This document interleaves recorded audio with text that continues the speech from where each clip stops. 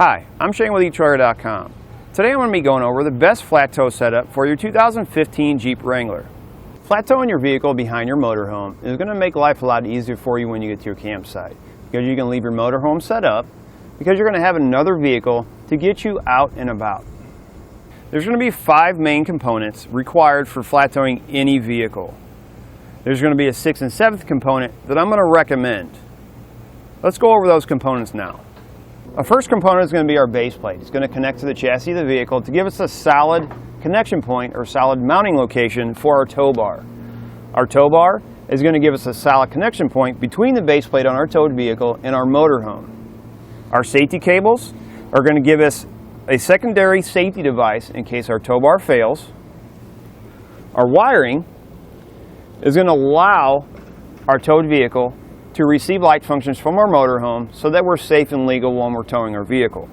Our braking system is going to allow the vehicle to not only slow but stop itself, so we're not relying on the brakes on the RV to slow and stop both. And my recommendations for the best flat tow setup on the Jeep Wrangler: Roadmaster Crossbar-Style base plate.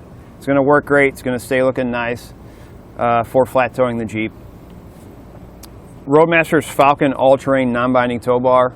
Again, 6,000 pound tow capacity. It's going to be more than enough to tow your Jeep and get you where you need to go. It's going to have channels, allows you to run your safety cables and your wiring through those channels to help keep them off the ground. Keep in mind, safety cables and wiring do not come with this tow bar.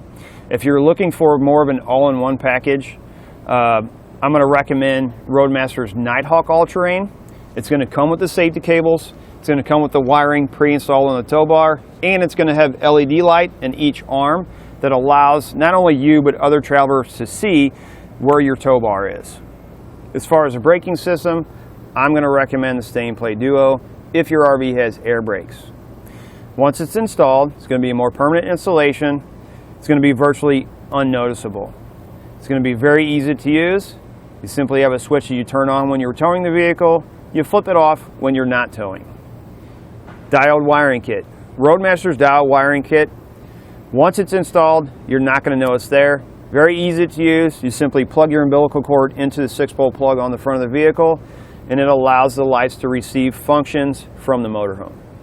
Picking the braking system is really going to depend on the RV that you have. If you have an RV with air brakes, I'm going to recommend the Air Force One. If you have an RV with hydraulic brakes, I'm going to recommend the Stay and Play Duo. Braking system is going to be required by law in any vehicle that's being flat towed. Our 6th component is going to be a battery disconnect. Now, your vehicle may or may not require the battery to be disconnected when flat towing. If it does, I'm going to recommend the battery disconnect. Here's why. If the battery has to be disconnected and you're flat towing your vehicle, if you don't have the battery disconnect, you're going to have to get out and you're going to have to disconnect the positive cable and hook it back up each time you're flat towing and again when you're ready to drive the vehicle.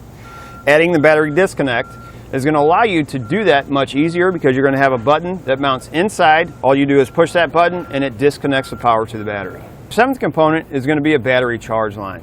It's going to allow your battery to trickle charge while you're towing your vehicle behind your motorhome. You don't want to get 8 hours down the road, go to get in your vehicle and start it, and find out that your battery is dead. The reason I recommend the battery charge line is because the braking system needs power to operate and is hooked up directly to the battery. One thing to keep in mind, when setting up your flat tow, you want to make sure that your tow bar is going to be flat as possible. This vehicle, we have 255/70/17. From the ground to the center of where our tow bar hooks up is going to be 18.5 inches. What you're going to need to do is go out to your motorhome. You're going to measure from the ground to the center of your hitch. If that number is within 3 inches, you're good to go. If it's over 3 inches or under 3 inches, it's going to require a high-low adapter. You can find those here at etrailer.com. And that's going to do it for the best flat tow setup on your Jeep Wrangler.